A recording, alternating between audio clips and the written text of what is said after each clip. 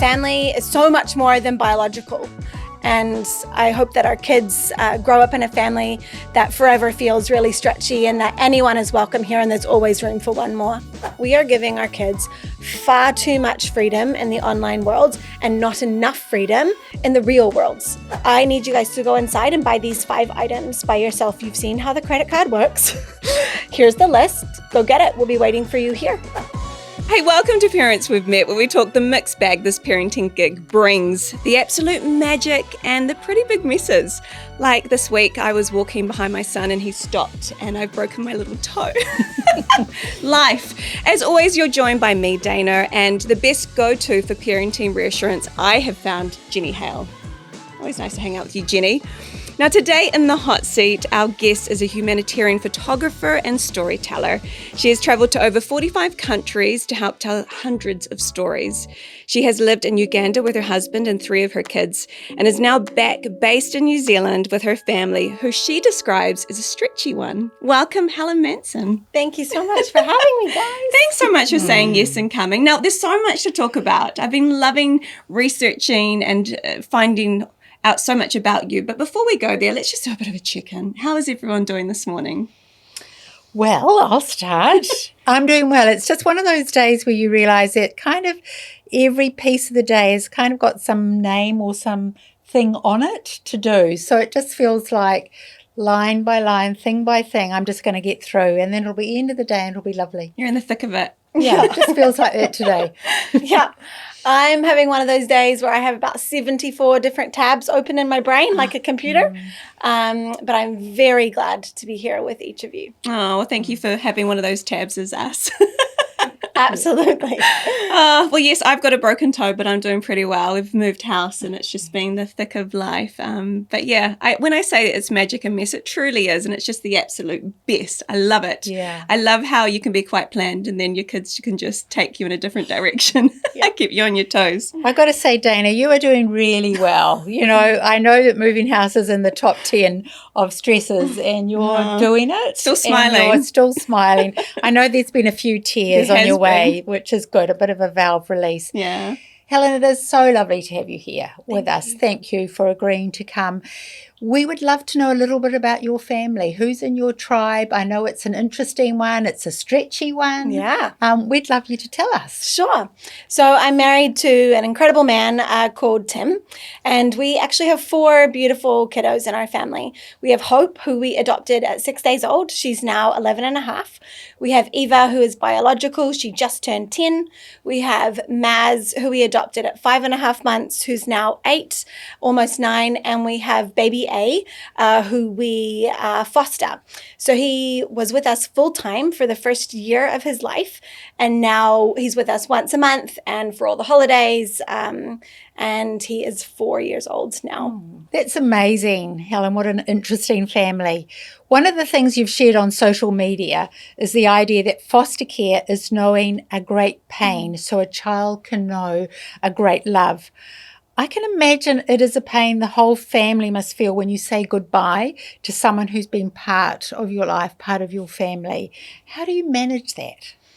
Oh, yeah. Saying goodbye after having him in our home for that first year was absolutely the hardest thing I've ever done in my whole life, because you love a child like they're yours, and they're yours, and or so you think. But the whole point of foster care is actually reunification with the birth family, and so that's why that quote means so much to me and has meant so much to our family. So yeah, when he left, that was awful. Our family struggled for many, many months to just process that. But what's come of it is this beautiful, messy middle where we share him now with his birth family, and we provide that respite, and he's still able to be in our lives. And we've been doing this now for the 4 years.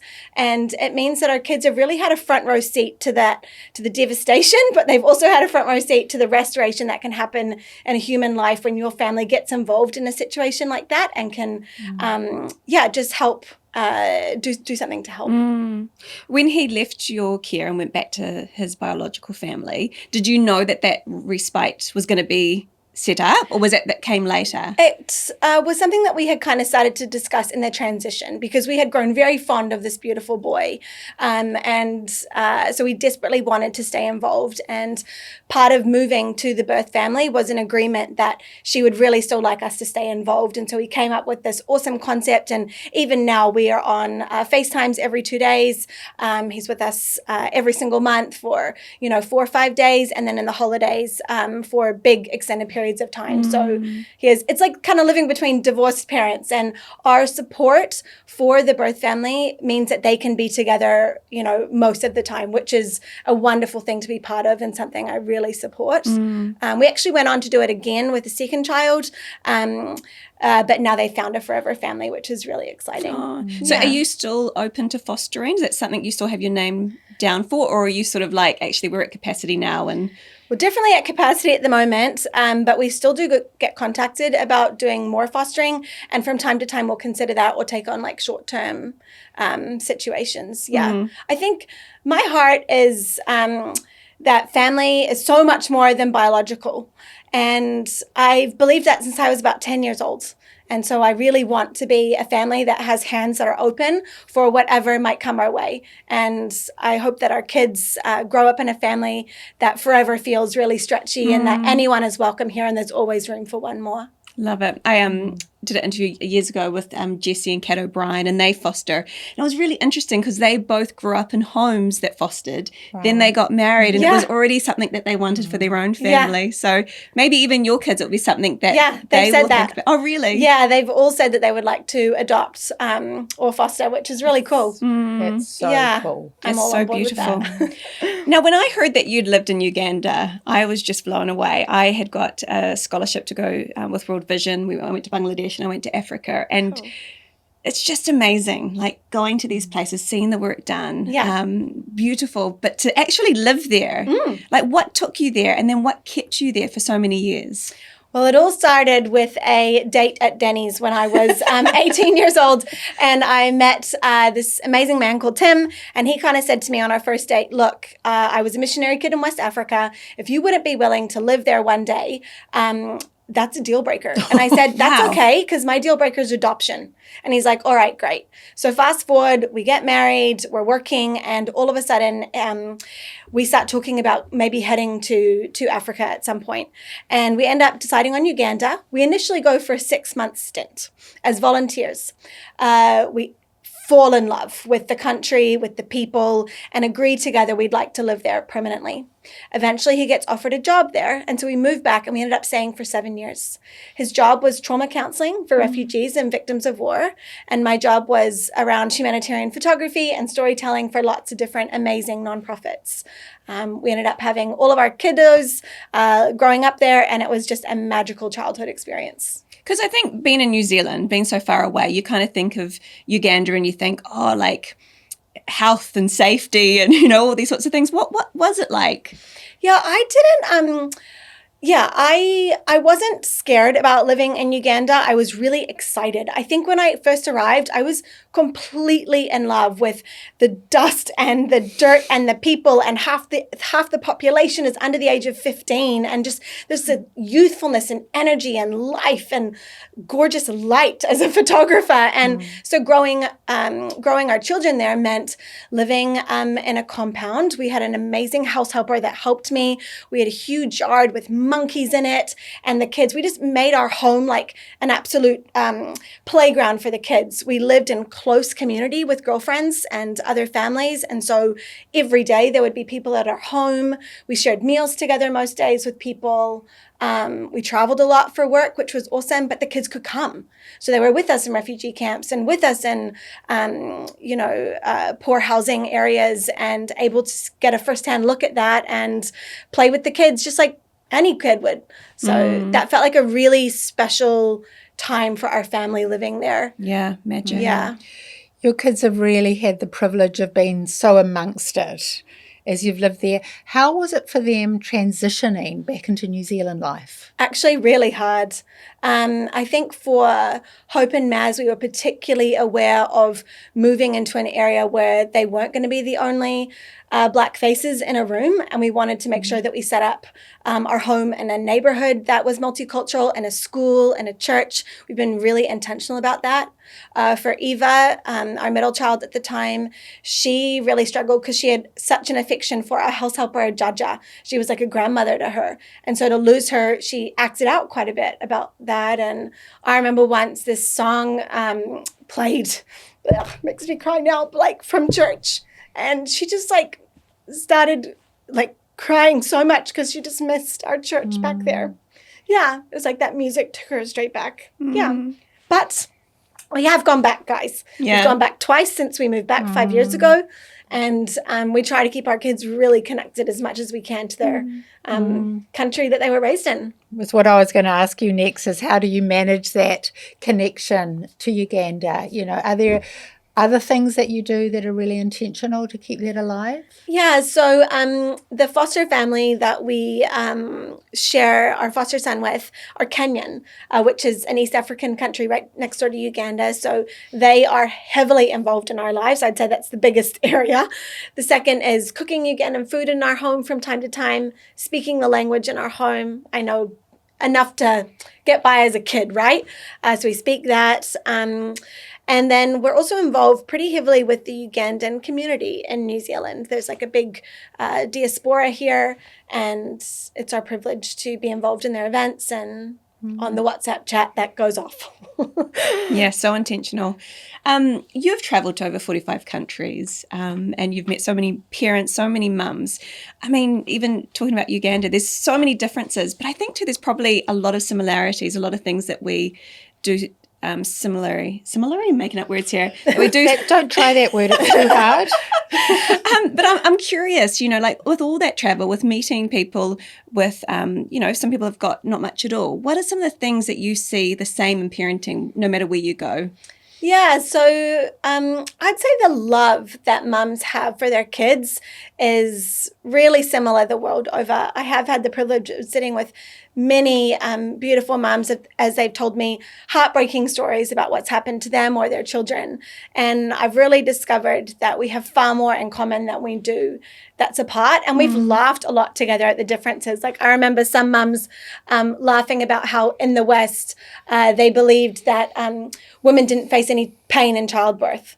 And so I was like, correcting that misconception. Or they couldn't believe that we would decorate an entire room for one child and like have a baby. What is a baby shower? You know, we would talk about, or like, how could a child have their own bedroom? You know, and then I've just seen how, you know, I think there was a common misconception I had, Dayna, around women in developing countries.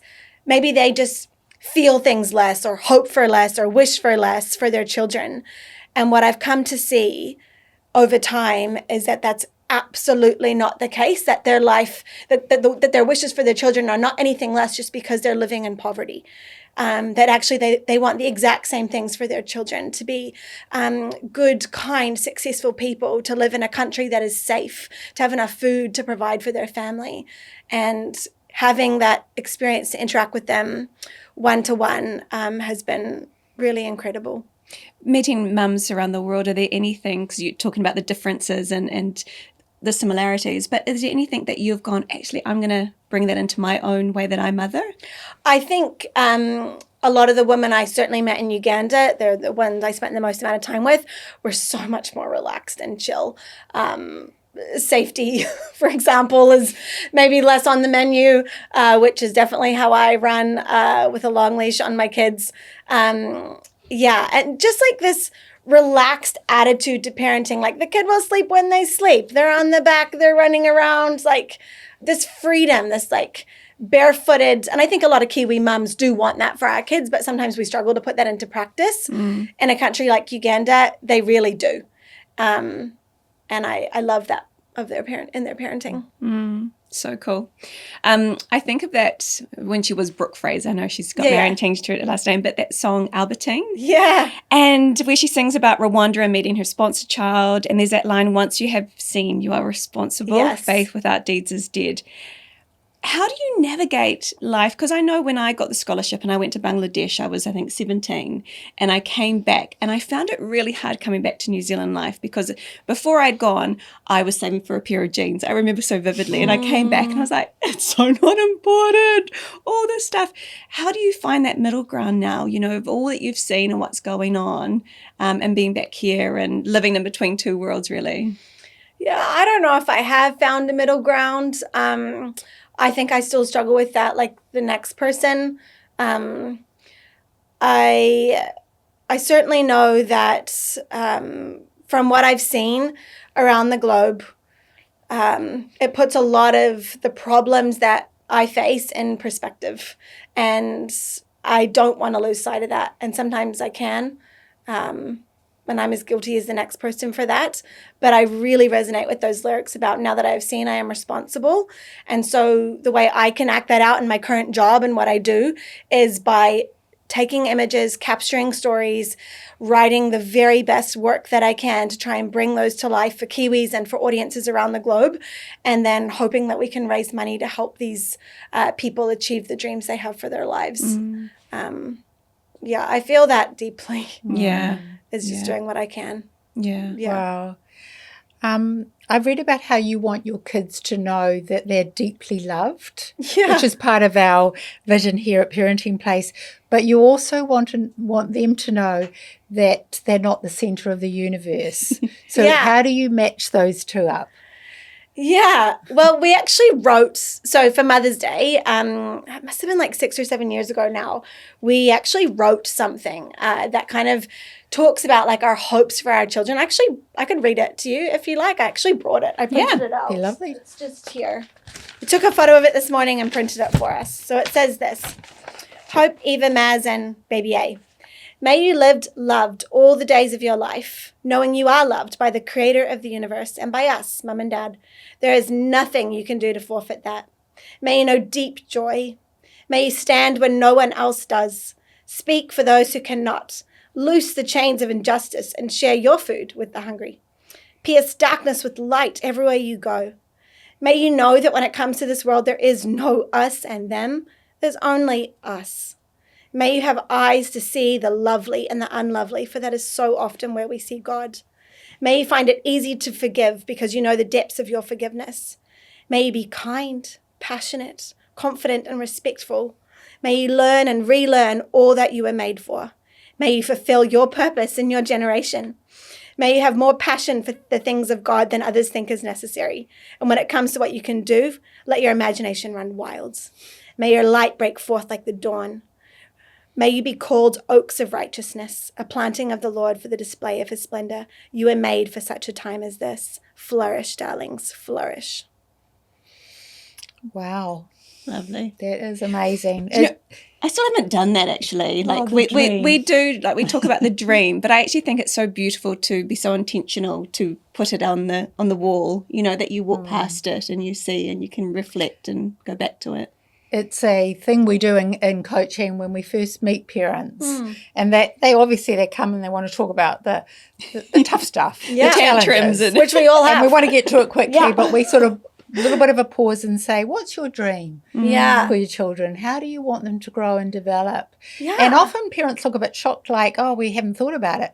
It does sit there, but we actually need to articulate it. And I'll often say, write it down, add to it, because it sits in a different place to the management of children. The day-to-day. Yeah, the day-to-day. Yeah. This sits somewhere else, and this shares your heart with them. Yeah. And they respond to that. They hear something that's quite different from the routine of parenting. Yeah, and I remember when Tim and I were thinking about that, we just asked ourselves, like, what does success look like to us? Like, at the end of all of this, what does success look like when the last one walks out of here after they finish school? And so we just sat down and started brainstorming a whole bunch of words and values and things that meant something to us. And in our house, we have a faith. And so we kind of incorporated a bit of that God language into it as well, which was significant for us. And then we wrote it out by hand and then just got it printed. And it's been in the wall of our home since they were little. And I walk past it Sometimes we don't do so well with it. I'm not gonna lie, but we gotta go, guys. We gotta go. Yeah. My bedroom, I've got our vows. They're printed on the wall. We're like, look at those. Quite often, with parents, we hear them talking about, I want to help my child to be more empathetic. And so something that really stood out for me when you're talking about for your kids, wanting them to be a voice, wanting them to stand up, to be courageous. What would you say to parents listening that are like, oh, my kid just doesn't seem to show any empathy? How have you tried to teach that to your kids? So I think there's two things here. One, with our faith, to us, the gospel comes with a house key. So it looks like having a home that is open, and empathy comes when you are front of face seeing what that looks like in your own home. So you're engaging with perhaps tricky situations with birth families, or you're learning about mom and dad's latest trip to the fields and what we were seeing, whether it was forced scamming or violence against women and children or a disaster in another zone. So we're having those conversations around the dinner table all the time. Like I would say most weeks there's some deep and meaningful conversation happening around global issues happening in our world and what one of our two organizations, because we both work for a nonprofit, are doing in that space. So that's one. The second is through the lived experience of foster care would be another that we found really helpful. And the third has probably been actually around sponsoring children because they have like a pen pal type relationship, and we've been able to visit those kids. So they've grown up with them. And I think just knowing that, in our case, Jawiria or Faith or Grace or Rahuma, these kids are out there and they're in touch with them and seeing where they live, I think that helps. But of course, my kids struggle with entitlement and all those things as well. So they're by no means perfect. I would say we do try to be really intentional, though, about not shielding them from what's going on our planet. And we want to have those conversations at the family dinner table. So that we're helping form those opinions and they're less judgmental and more awe at what people in poverty have to carry and not judgment at how they carry it. Yeah. You and Tim are very intentional, creating space to look at the family values, to check in how we're going with our parenting. What are some of those questions that you ask each other when you do those check-ins? Like, do you have a bit of a routine that you go about? Definitely. We have two routines. The first is an annual debrief. So each year in January, we try to get away for like 2 nights. And day one is all about what worked well this year, what did not go well, which is a long list, and what have we learnt. And then day 2 is really all about, okay, what's our dreams for next year?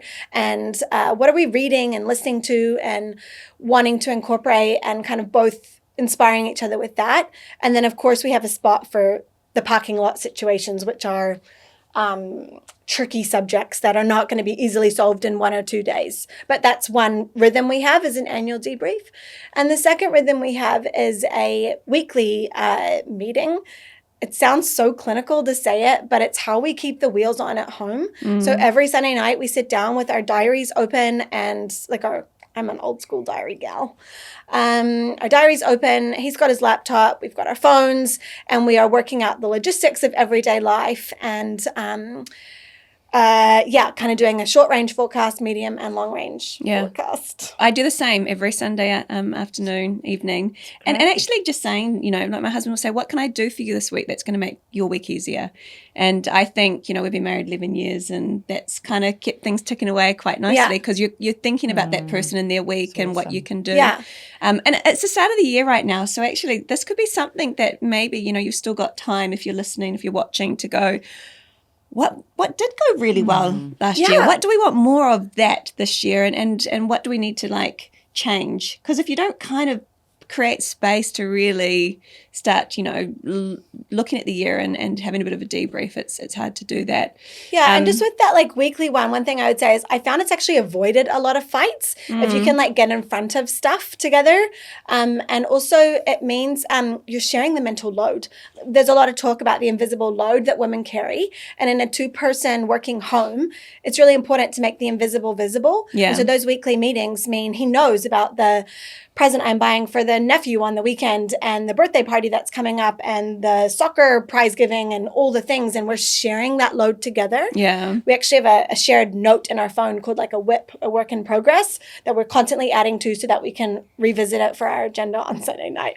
And all of this, I realize, sounds very geeky, but it is how we keep the wheels on in our family. But I love this when you sit down in this space to actually go, well, what do you do in your home? What works for you? Because we had Jo Robertson on, and she talked about at the start of the year, they always decide like who's going to be in the limelight a bit more. Yeah. Like this is your time for your career this year, and I'm going to take a bit more of this family load and the pickups.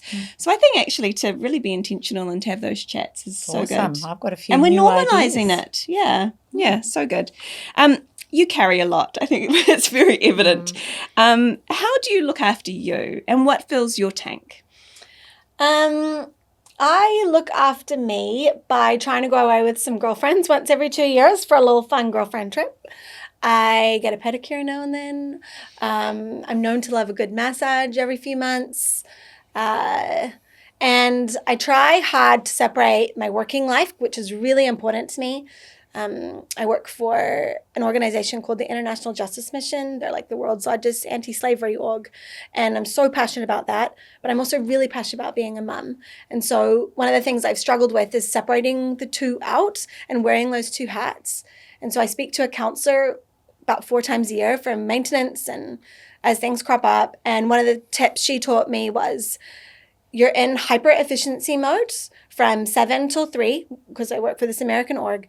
And then you're bringing that into the home life when you pick up the kids and you're, barking orders and cooking dinner and doing homework all at the same time because you're being efficient. I need you to put on an apron and be a mom.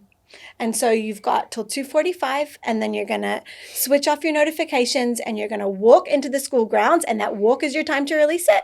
And then you're going to be fully present. And as soon as you get home, that apron goes on and you're a mom now. And that physical embodiment of the apron is what helps me transition out of that like ding, ding, ding, ding, ding, get it done, mom, like work mode to, hello, darling, how was your day? As opposed to, what's the ETA on this one, please? Yeah. So, I love that. It's so good to hear about an apron being put on. I knew there was a good reason for it. My family give me a hard time for putting an apron on, but I feel it does. Maybe it gives me the mantle of a grandmother or something. It makes me just realize that, okay, work time's over. It's mom time now. Your kids don't need you to be like efficient with the afternoon tea being served in 5-minute increments or, like triple timing it. Just be a mum. Yeah. I have one penny. Not full apron. I'm half committed. It's just around the.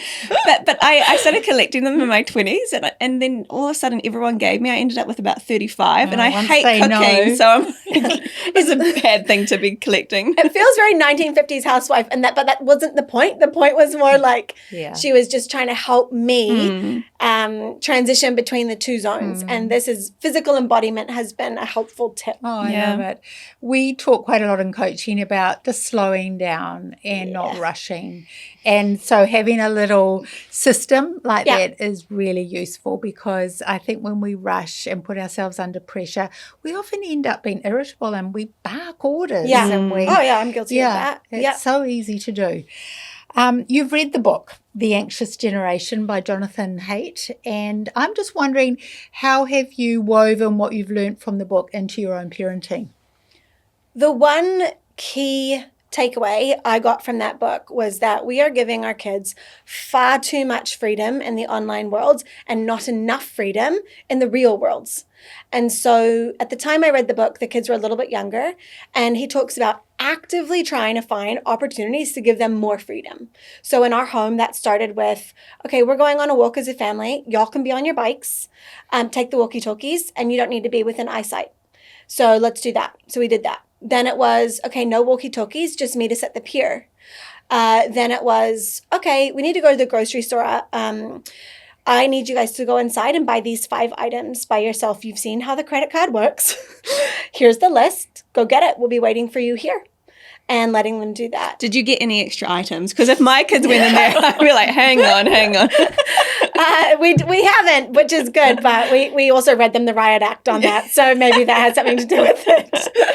So yeah, I just think looking for ways that we can show them, like, you've got this. Or at the moment, it's the bus, okay? So they're on a public bus 1 day a week going home from school by themselves, which is massive for an 8 and, well, I think it's big for an 8-year-old and a 10-year-old and 11-year-old. And sometimes they go separately. And that's just us being like, resilience, grit. We've got to give our kids opportunities. Otherwise, how are they going to, if we want gritty kids, which most of us do, how are we giving them opportunities to exercise that muscle intentionally? Yeah, that's such a wonderful challenge, because we do err on the side of really managing how much our kids get to do sort of in the freedom world, and less on the other, and it's really out of kilter. Just as we start wrapping this up, you've probably said it already, Helen, but what do you want your kids to take away from how you and Tim are raising them and take into their own family? Just a little summary.